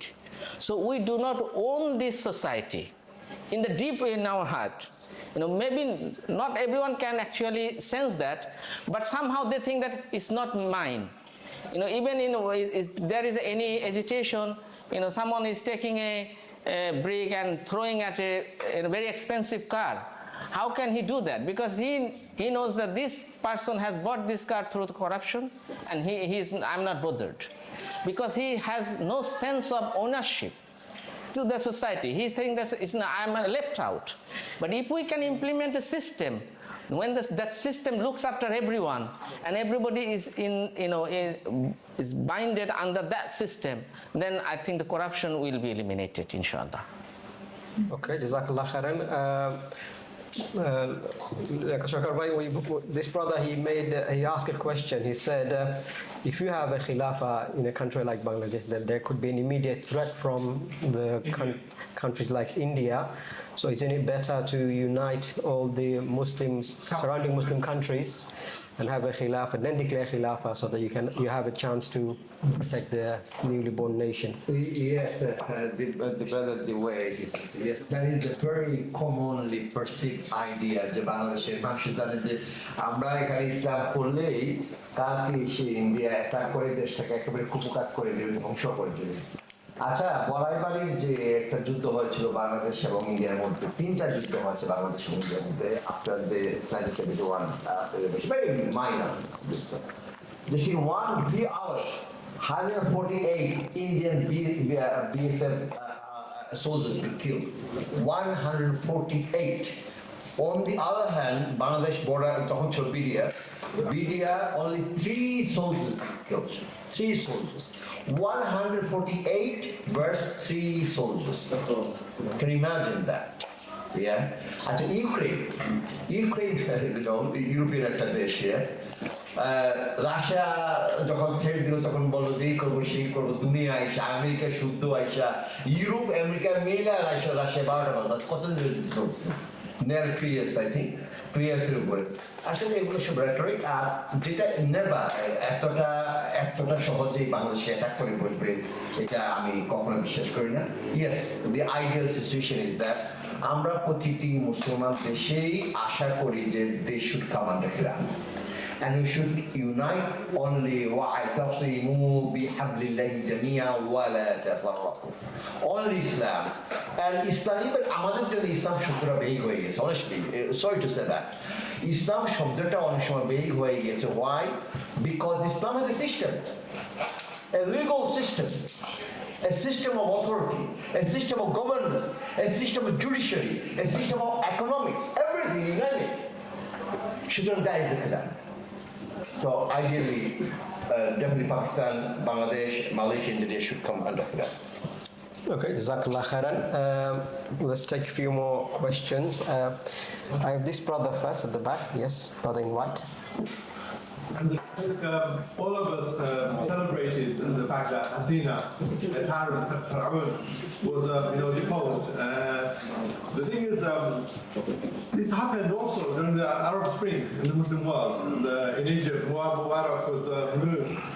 And then, we're back to square one. And I fear that the same thing can happen in Bangladesh unless, the society really questions exactly where they want to go and how they're going to get there. And I fear that in that process, Islam is actually sidelined. There isn't really, they're not allowing Islam to be discussed as a foreground, as an alternative. It's all within the framework of democracy and capitalism. And whenever Islam is mentioned, it's like, do you want to go backward, to Afghanistan? You want to become Afghanistan, a failed state. Something in this day and age can't work. I think this is, the problem is, the Islamic groups that are there that are working, I can't see them, presenting an alternative rather than within the system. So there was a speech I was listening that they want to, the chair is the same chair, and then you want to just maybe change the color of it or change the feel of it. But so long as we don't actually remove the chair and put in a new chair, a new system, nothing will change. And this is the discussion that needs to happen, I think, amongst the people, so that the feeling for Islam is there. You can see it, But how does that happen? Bring back that discussion that Islam is a political alternative for the people, and it can lead. They can become the leaders of the whole of the Muslim world. They can be Pakistan and the rest of the Muslim world. The Muslim world is looking towards them. I'd like you to request you to make the comment shorter, please. Okay. Is that okay? Have you got a question or is that a comment? Yeah, I think what can we do as Prabashi, people from here, Okay. in terms of to aid this discussion, Okay. so that Islam becomes a discussion as an alternative rather than just in the sidelines. Okay, how can you present Islam as the alternative from abroad? Okay, this brother here. Yes, please. আসলে সত্যি বলতে আমরা যত diplomatic word use করি Bangladesh developing country or developed country বা যেটাই বলে আসলে বাংলাদেশ একটা গরিব কান্ট্রির মধ্যে আমি এখন পর্যন্ত চিন্তা করি বাংলাদেশ পোর কান্ট্রি। এখন আমরা যখন খেলাফতের দিকে যাব, গ্লোবালাইজেশনের যে ব্যাপারটা, খেলাফতের ব্যাপারটার সাথে গ্লোবালাইজেশনের যে ব্যাপারটা, এটা কি ডিসকানেক্টেড হওয়ার পসিবিলিটি আছে কিনা? যেমন বিশ্ব থেকে আমরা ডিসকানেক্টেড, বাংলাদেশ ডিসকানেক্টেড হওয়ার, পৃথিবীর ম্যাক্সিমাম দেশগুলো, ডেভেলপড কান্ট্রিজ গুলো, তারা খেলাফতের ব্যাপারটাকে পছন্দ করে, এটা ওপেনলি তারা করে না। তো এটা কি হতে পারে যে বাংলাদেশ এই খেলাফতের ব্যাপারটা যদি চিন্তা করে, সেক্ষেত্রে বিশ্বের বড় বড় দেশগুলো থেকে ডিসকানেক্টেড হয়ে যাওয়ার ব্যাপারটা। আরেকটা ব্যাপার হচ্ছে এটা থেকে কি তাদের যে প্রতিহিংসা বা ওইটা অপছন্দের ব্যাপারটা কি সিরিয়া বা প্যালেস্টাইনে রূপ নিতে পারে কিনা Bangladesh? What can we do from here? So, brothers, I just got your question. Jazakallah khairan. Let me take another question, inshallah. This brother here. জি আমার ছোট্ট একটা কোয়েশ্চন সেটা হচ্ছে আমাদের বেশিরভাগ মুসলমান এখনো মনে করে যে আমাদের আরো মডিফাইড সেকুলার সিস্টেম দরকার তাইলে হয়তো আমরা ডেভেলপ করতে পারবো আমরা দেখতে পাচ্ছি বাংলাদেশের শুরু থেকে আমরা সেকুলার সিস্টেমে শাসিত হয়ে আসছি কিন্তু আমাদের কোনো উন্নতি হচ্ছে না একই সিস্টেমে ওয়েস্ট ডেভেলপ করছে আমরা কেন পারছি না Okay. Jazakallah khairan. Your question probably similar to these brothers. Okay, let's answer these two questions. Second, if you can think about this brother's question of getting cut off from the international community. Liaquat Bhai, if you could answer the first question, this brother said, what can we do as Muslim living abroad to support the call for Islam as an alternative country? This is really a very practical question. I believe that, we are here. Wallahi, I'm telling you, my brothers, we are here, many brothers. As a collective effort, we can do many things. Also, individually, we can do many things. Collectively, we come together, unite together on the idea of the Islamic State Khilafah, an ideological position. Individually, we convey the same. Try to talk to your brothers, sisters back home. You know someone, an ulama, an alim, imam, hafiz, young, old. Continue discussion. They have the Islam. They have the Islam. Only we got to link that is a system emanated from Islam. It's a system from our aqidah and iman. It's a system without that we are led into kufr. And we are living in the midst of kufr. And not only living, we are upholding. وَلَا تَكُنْ لِلْخَائِنِينَ خَصِيمًا. Allah says, do not be advocate of them. We are being living. Even some jama'ah of Islam, sorry to them, some jama'at of Islam as well. We've got to be very, sure of that. Jama'at of Islam becoming advocate of when Allah again struck one not to. I think so. We can do many things if you are convinced from your aqidah imam. We can do many things. Day and night you think about it. It's you thinking. It's your ibadah. Your submission to Allah subhanahu wa ta'ala in this aspect. What you can do in any adverse situation. In any adverse situation. And second point is the globalization. It's an ideological position that there always will be unveiled. তারা চাইবে যে কোনো অবস্থা আরেকটা ideology dominate করুক তাদেরকে। তারা in this global time and age, they will never allow community to flourish, take authority over them. However, communism, activism going on, you see around the country, in the marketplace, in the underground. Similar with Islam, everywhere talking about it. In the globalization situation, Islam is subhanallah, وَالَّذِي أَرْسَلَ رَسُولَهُ بِالْهُدَى وَدِينِ الْحَقِّ لِيُظْهِرَهُ عَلَى الدِّينِ كُلِّهِ وَكَفَى بِاللَّهِ شَهِيدًا. This is even greater than that. You talk about globalization from the Western secular value. We talking about globalization for the Islamic value that is, of course, the globalization came from the Western idea and ideology. We'll see the world as is entitled human being. قُلْ إِنِّي رَسُولُ اللَّهِ إِلَيْكُمْ جَمِيعًا. قُلْ يَا أَيُّهَا النَّاسُ إِنِّي رَسُولُ اللَّهِ إِلَيْكُمْ جَمِيعًا. It's for entire mankind. So we have the similar greater vision than the West. They would not be able to endure it, that's for sure. But we will come out with strength as a state. They will be helpless to do anything extra. Okay. Jazakallah khairan. I'd like to request my speakers as well to keep the answers very brief because I've got quite a few hands up on the floor. Mr. Rizal Karim Bhai, Liaquat Shakar Bhai, he addressed the globalization question a little bit, but I'd like you to probably address it in a bit more detail. These two brothers' questions are similar.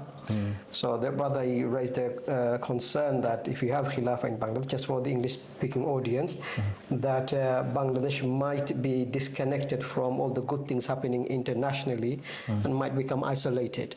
So how do you sort of like not miss out from this progress?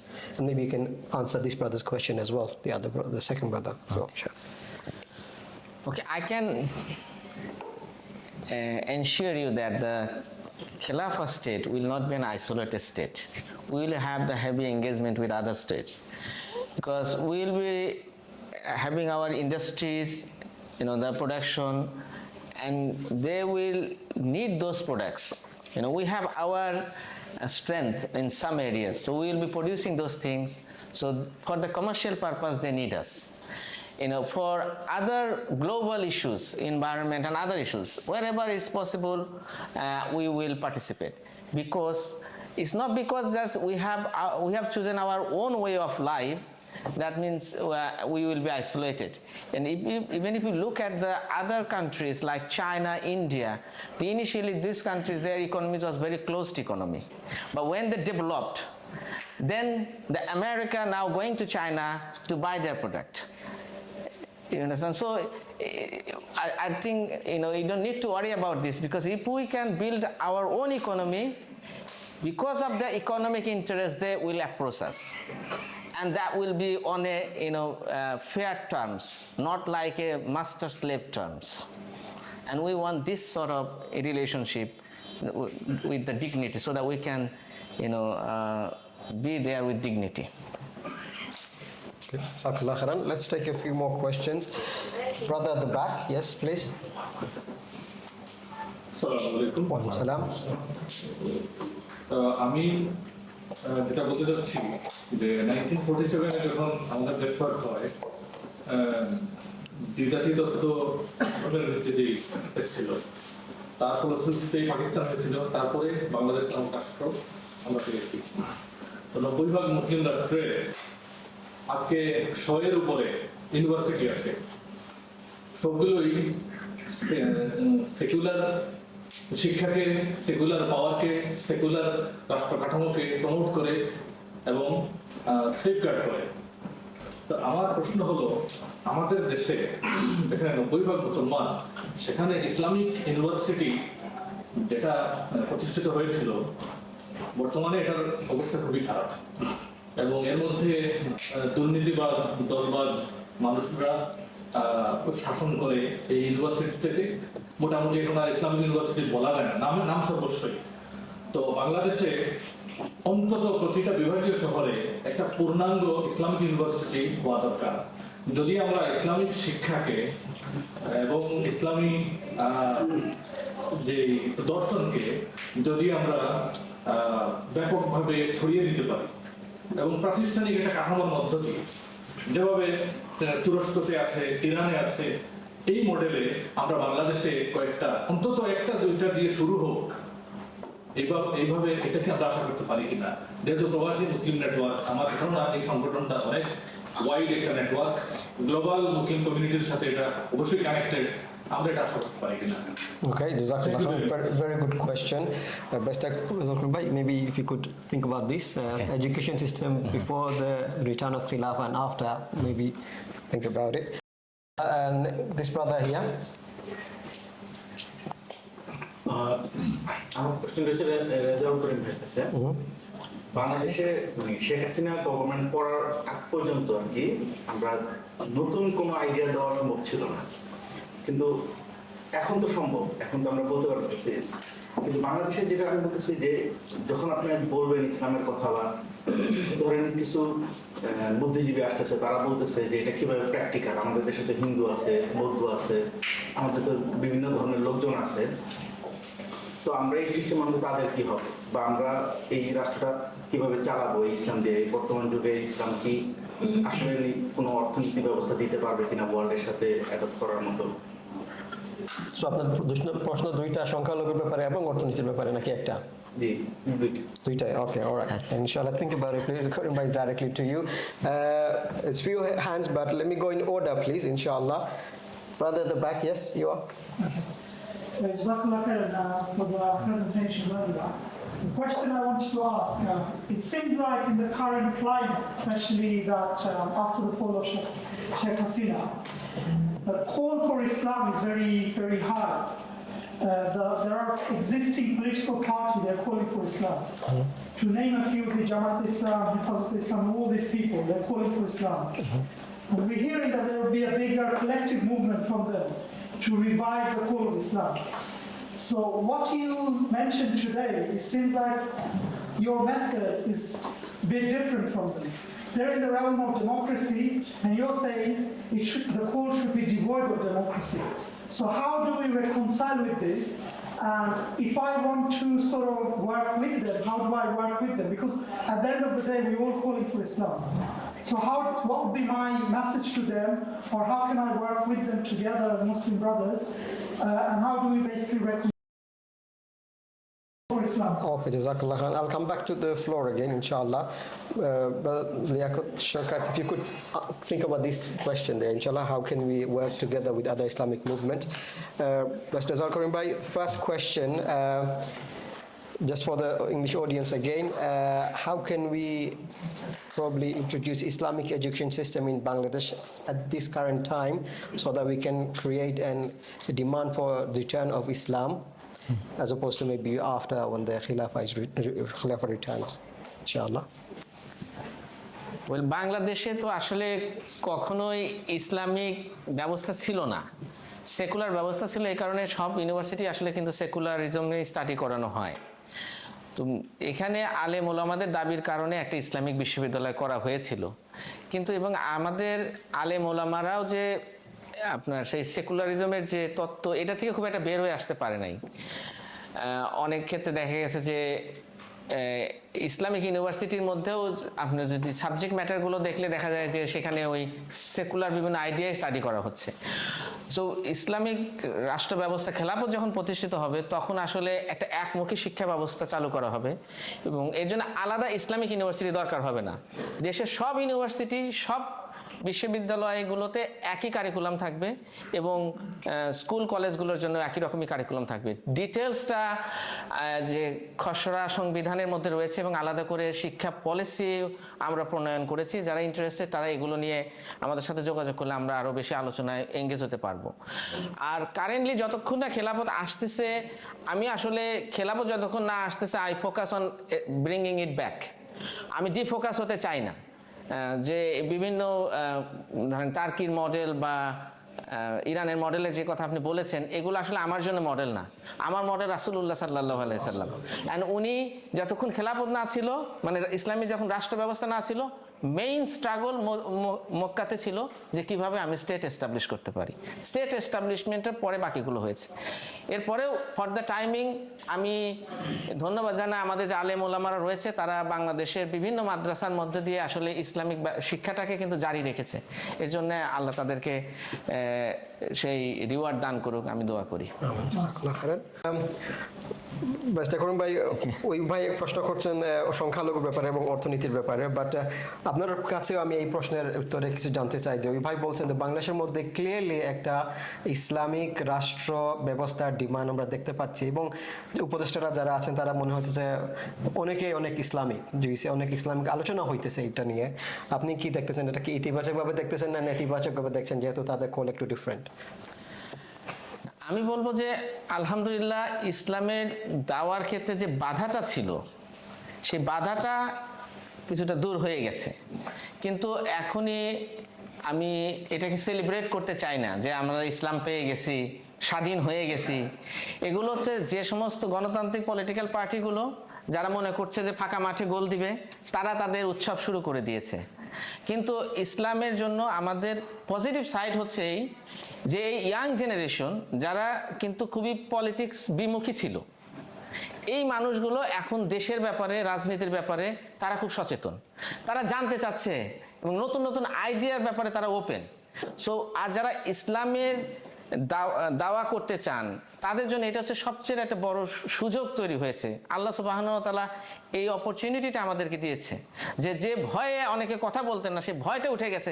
এখনো যদি আপনি কথা না বলেন তাহলে আল্লাহর কাছে কি জবাব দিবেন? এবং সেখানে আমাদের মাথায় রাখতে হবে বাংলাদেশের ইসলামের, এবং সেটা প্রত্যেকটা ইসলামিক দলও কিন্তু স্বীকার করে যে ইসলামের মেইন কনফ্লিক্টটা হচ্ছে সেকুলারিজমের সাথে।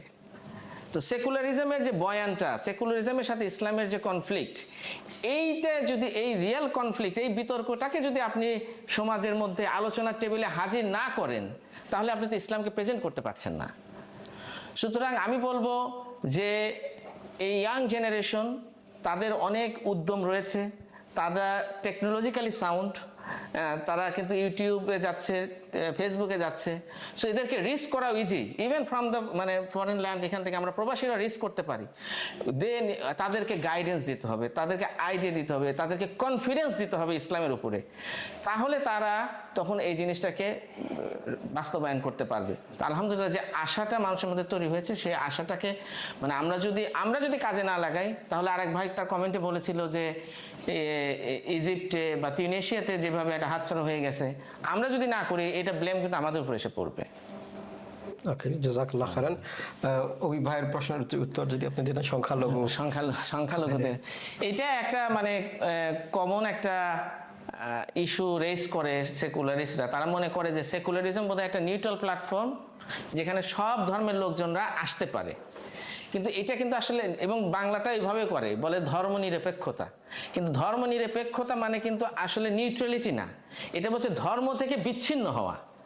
তো এটা দেখেন একটা কত বড় একটা ধোঁকাবাজি যে বাংলাদেশের ইসলামিক মানুষদেরকে এই সেকুলারিজম, যেটা ইসলাম বিরোধী একটা জিনিস, সেটাকে একটা ইসলামিক নাম দিয়ে ঢুকানোর চেষ্টা করে যে এটা আসলে খুব নিরপেক্ষ। তো এই বয়ানটা আসলে ক্লিয়ার করতে হবে যে মাইনরিটি কমিউনিটি যারা বলবে যে না ইসলাম আসলে আমরা বিপন্ন হতে পারি, আমরা বিপদে পড়তে পারি, তো আপনাকে সেকুলারিজম কি করতেছে, হেল্প করতেছে? সেকুলারিজম তো আর আপনার ধর্ম দিয়ে আপনাকে শাসন করতেছে না, বরং আপনার কাছ থেকে যেটুকু ধর্ম আপনার আছে ওটাও কেড়ে নিচ্ছে। ইসলাম তো বলবে যে মাইনরিটিদের রাইট ইসলামে কি রয়েছে, আমরা সেই ব্যাপারে আলোচনা করতে পারি, হিস্ট্রি দেখতে পারি যে কিভাবে ইসলামের আন্ডারে মাইনরিটিরা প্রোটেক্টেড ছিল। সুতরাং এইভাবে যদি চিন্তা না করে শুধুমাত্র এইগুলো মানে মিসকনসেপশনের পিছনে মানুষ দৌড়ায়, হ্যাঁ, তাহলে তো হবে না। আর এটা হচ্ছে আমাদের দায়িত্ব, যারা এটা আমরা আন্ডারস্ট্যান্ড করি, আমাদেরকে এটাকে ক্লিয়ারিফাই করতে হবে, এই মেসেজটা নিয়ে যেতে হবে। Okay. Yeah, yes. Quickly, about any government changes, the West plays the card of the minority issue, especially now. So definitely they're playing with the card of the minority. It's so sad, the narratives. Minority is negligible. You don't count on it. That's the idea from the West. And Islam says the Libyan responsibility. Look how they demonize even the narratives of Islamic world, Libyan. So Islam is a responsibility for them is minority. So Islam will give due right to the people that other religions. It's not a concept of minority. This is what they're entitled to, what they do deserve from their dignity. From their deen. So there's a huge difference, and Rasulullah said that man adani faqad adani, man adani faqad adallah. Whoever hurt a dhimmi, which is responsibility, they are the responsibility. If they hurt me, they hurt Allah subhanahu. Jazakallah khairan. Brothers, I will take a final round of questions now, inshallah, due to the shortage of time. I'll go to the brothers who have raised their hand for the first time. This brother over here first, please. খেলাফত তো হলো মানে মুসলিমদের একটা অভিভাবক। তো এখন বিশ্বের যে সব জায়গাগুলোতে মুসলিমরা আক্রান্ত আছে, তো বাংলাদেশের প্রতিবেশী দেশ যেমন আরাকানে মুসলিমরা আক্রান্ত, বা ইন্ডিয়াতে তো মুসলিমরা আক্রান্ত, তো সেই সব মুসলিমদেরকে রেস্কিউ করার জন্য বা তাদের প্রোটেক্ট করার জন্য ট্রুপস পাঠানো বা তাদের সেই পদক্ষেপটা আসলে কি হবে? Okay, Jazakallah khairan. Very good question. That brother at the back here over there, please. Walaikum salam wa rahmatullahi wa barakatuh. আপনারা বলছেন যে মুসলিমরা দিবেন বাংলাদেশকে দুর্নীতি থেকে বের করার জন্য। তো Sheikh Hasina government last 15 to 16 years দেশের ভিতরে অনেক জুলুম নির্যাতন করছে, অনেক কিছু করছে, আমরা পিলখানা হত্যাকাণ্ড দেখছি। তো আমার আকীদা বলে যে ইসলাম অবশ্যই আসবে। তো আসলে খেলাফত ব্যবস্থা কিভাবে শেখ হাসিনার সময়ে যে জুলুম নির্যাতন হয়েছে এগুলাকে নিয়ে বিচারের ভিতরে আনবে? Okay, Jazakallah khair. Inshallah, coming back to Pastor Karim Bhai, if you could answer this brother's question. He asked, what would the newly born Khilafah do to protect the oppressed Muslim in other countries, like in sending troops? What would be the policy rescuing the Muslims oppressed in China and elsewhere? খেলাফত রাষ্ট্র যখন প্রতিষ্ঠা হবে, এটা পুরো পৃথিবীর জন্য একটা বিশাল ঘটনা হবে এবং একটা ব্যালেন্স অফ পাওয়ার দেখা দিবে। মানে এখন যে কারেন্ট যে সেট আপটা রয়েছে, এই সেট আপটা ডেফিনেটলি শেক হবে। বিকজ যেটা আমি আমার বক্তব্যে বলেছিলাম যে আমাদের পলিটিক্যাল ভিশন, যে আমরা কোনো একটা মানে নির্দিষ্ট জায়গার মধ্যে সীমাবদ্ধ থাকার জন্য কিন্তু ইসলাম আসেনি। ইসলাম এসেছে সারা পৃথিবী থেকে যত অপারেশন রয়েছে এবং যে অজ্ঞতার যে জুলুম রয়েছে সেগুলো থেকে দূর করার জন্য। তো অবভিয়াসলি খেলাফত বাংলাদেশে যখন প্রতিষ্ঠিত হবে তখন ইমিডিয়েটলি আমাদের সারাউন্ডিংয়ে যে মুসলিম ভাইরা রয়েছেন তাদেরকে রেস্কিউ করার জন্য, তাদের ডিউ রাইট যেন তারা পায় সেটা করার জন্য যে খলিফা স্টেপ নেবেন। এটা হয়তো প্রথমে ডিপ্লোম্যাটিক স্টেপ যাবে, যে কেননা খেলাফত রাষ্ট্র যখন আমরা আমাদের মতো আমাদের শক্তিমত্তা দেখাতে পারবো, এটা নট নেসেসারি যে অলওয়েজ আপনাকে ট্রুপস পাঠাতে হবে।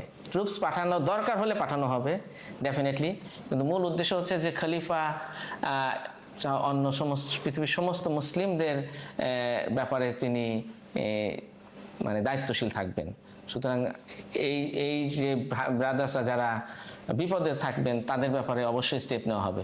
এমন হবে না যে কাশ্মীরে এতগুলো মানুষ মারার পরে মোদি বাংলাদেশে আসলো আর বাংলাদেশের প্রধানমন্ত্রী তখন তাকে কিন্তু সম্বর্ধনা জানালেন, একটা বারও ওইখানকার মুসলিমদের ব্যাপারে জিজ্ঞাসা করলেন না, কেননা উনি তো বাঙালিদের প্রধানমন্ত্রী ছিলেন, উনি তো মুসলিমদের কোনো নেত্রী ছিলেন না। তো খলিফা যিনি মুসলিমদের নেতা হবেন, মুসলিম সে অবশ্যই মুসলিমদের ব্যাপারে কনসার্ন থাকবেন। অ্যান্ড খলিফা বর্ডারের ক্ষেত্রে বর্ডারের ক্ষেত্রে এটা একটা ওয়াইডার কোশ্চেন। বর্ডার বিকজ এখনকার যে রাষ্ট্র ব্যবস্থা, জাতি রাষ্ট্র ব্যবস্থা, এটা কিন্তু খুব বেশি পুরাতনও না, এটা একটা খুব রিসেন্ট ফিনোমিনন। আপনি যে এখানে ওয়েস্টফেলিয়ান একটা সিস্টেম যেখানে বর্ডারগুলো ফিক্সড হয়েছে। আপনি জানেন যে হিস্ট্রিতে এবং আমাদের অঞ্চলেও যখন শশাঙ্ক শাসন করছিলেন তার বর্ডার কিন্তু রাজ্য অনেক বড় ছিল। যখন আপনার সুলতানিয়াত আমলেও ছিল তখনও রাষ্ট্রগুলো ছোট বড় হতো, মোগলরা একটা বিস্তীর্ণ অঞ্চল জয় করছে। সুতরাং অনেকের মধ্যে এই ধারণা রয়ে গেছে যে বাংলাদেশ এই যে একটা বর্ডারের মধ্যে রয়েছে, এই বর্ডারের মধ্যে বোধহয় থাকতে হবে। আমি এই জন্যই প্রথম বলেছি যে খেলাফত যখন প্রতিষ্ঠিত হবে it will change the map of the world. So ইনশাআল্লাহ এই চেঞ্জিংটা অবশ্যই একটা প্রসেসের মধ্যে দিয়ে হবে, ডিপ্লোম্যাটিক প্রসেস থাকবে অ্যান্ড মিলিটারি প্রসেস থাকবে if needed. Okay, Jazakallah khairan.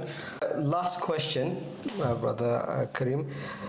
The brother at the back, he asked what would happen to the victim of the previous governments, the injustice of the previous government. How do you give them justice? Well, আমি আমার প্রেজেন্টেশনে বলেছিলাম যে Islamic খেলাফতে একটা independent judiciary থাকবে। So বিচার যেটা হবে সেটা ওই ব্যবস্থার আন্ডারে হবে, ইন্ডিপেন্ডেন্টলি হবে, এখানে কোনো ইন্টারফেয়ার করা হবে না।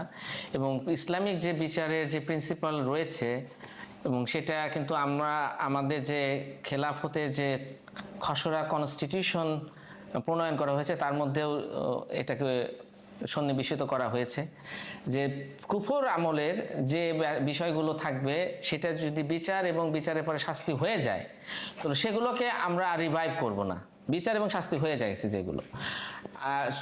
দুটা এক্সেপশন রয়েছে, I am not going into that details. আর যেগুলো কুফরের সময় ঘটে গেছে কিন্তু এখন সেটার বিচার হয় নাই, সেটা ডেফিনেটলি যারা ভিকটিম, যারা মুসলিম, তারা বিচারকদের কাছে গিয়ে কোর্টের কাছে গিয়ে তারা বিচার চাইতে পারবে এবং on the basis of evidence বিচারগুলো হবে। লাইক এখন কিন্তু অনেক মব ট্রায়াল হচ্ছে, যে অনেকেই আওয়ামী লীগ এই করছে, এই একটা বয়ান নিয়ে মানুষ গিয়ে আবার এটা করছে। সো এটা একটা ডেঞ্জারাস, বিকজ সেম থিং ঘটেছে ইন 1971। এটা কিন্তু যখনই যে আওয়ামী লীগের সমালোচনা করেছে তখন বলা হয়েছে যে এরা সবাই রাজাকার, এদেরকে মারব। এখন আবার যদি কেউ সমালোচনা করে তাকে আমরা আওয়ামী লীগ ট্যাগ দিয়ে আবার তাকে মারবো। এই মারামারি প্রতিহিংসা থেকে আমরা বের হয়ে আসতে চাচ্ছি।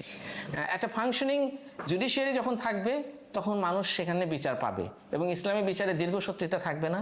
ইনস্ট্যান্টলি সেখানে সাক্ষ্য প্রমাণের ভিত্তিতে বিচার হবে। যদি প্রমাণ না করা যায় তাহলে ইসলামের প্রিন্সিপাল হচ্ছে যে একজন নির্দোষ মানুষ যদি ছাড়া পেয়ে যায়, শুধু একজন অপরাধী যদি ছাড়া পেয়ে যাক কিন্তু একজন নির্দোষ মানুষ যেন শাস্তি না পায়। তো এই প্রিন্সিপালটা ফলো করে বিচারকরা বিচার করবেন। ওকে জাজাকাল্লাহ খাইরান। সরি ভাই প্রশ্ন নিতে পারতেছি না, বাট প্রশ্ন কমেন্ট আপনারা যেটা করতে পারেন আমাদের স্পিকারদের সাথে প্রোগ্রাম আনুষ্ঠানিকভাবে শেষ হওয়ার পরে ওনাদের সাথে কথা বলতে পারেন ইনশাআল্লাহ। সময় স্বল্পতার কারণে আমি খুবই দুঃখিত, সবার প্রশ্ন এবং কমেন্ট আমি নিতে পারিনি। সম্মানিত উপস্থিতি, আজকে আলোচনা আমরা এখানেই শেষ করব। আলোচনা শেষ করার আগে just quickly want to tell you that this organization Prabashi Muslim Network, we actually have been around for a while. Previously we used to operate under the name BPF, or Bangladesh Political Forum, from the time of BDA massacre and the Hafaz al-Islam massacre and the oppression of the Rohingya. From that time, 2009 onward, we've actually arranged a lot of events, a roundtable discussion with other political parties and political activists, including the ulama, and we wanted to discuss with them what is the way forward for Muslims on the basis of Islam. You can find some of our previous content on YouTube.